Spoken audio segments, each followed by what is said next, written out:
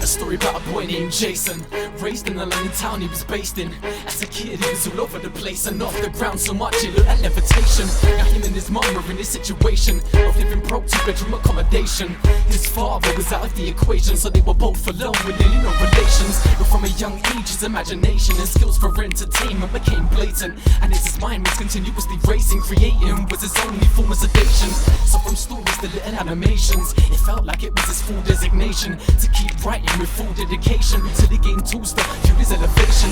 Then on his 8th birthday celebration he got the karaoke machine he'd been waiting for with recording integration. So he started putting his ideas to tapes and using his lyrics along with the combination of his mum's ex's PC she gave him and his dad's old keyboard from the basement. Started recording all of his creations.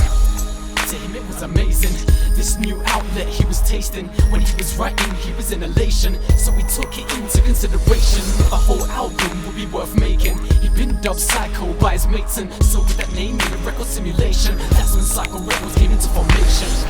Now when it came to education, in classes he could have easily been acing, but couldn't focus or keep his concentration.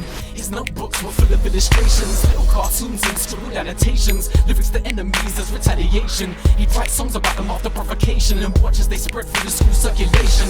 But it was then he started hanging with wastemen who prided themselves on intimidation, way past drug experimentation, smoking every day instead of his recreation. The teachers just didn't have the patience to deal with him or his bad reputation, and after the doctor's recommendation and diagnosis he was given medication.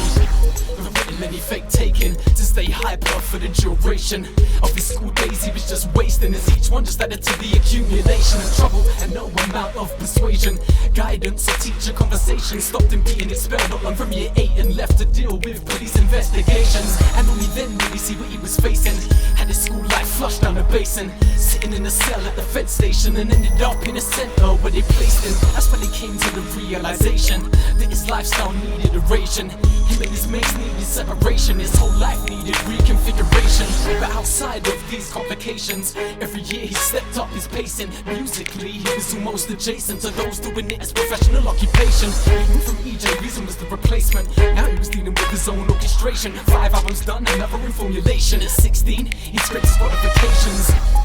There was an irritation.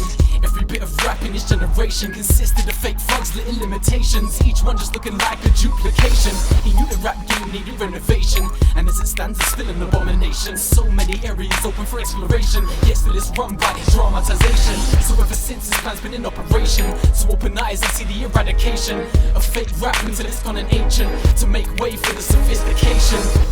Now he's spreading through the nation, with haters fueling his innovation, as well as the thousands of fans embracing his ideas and watching in observation.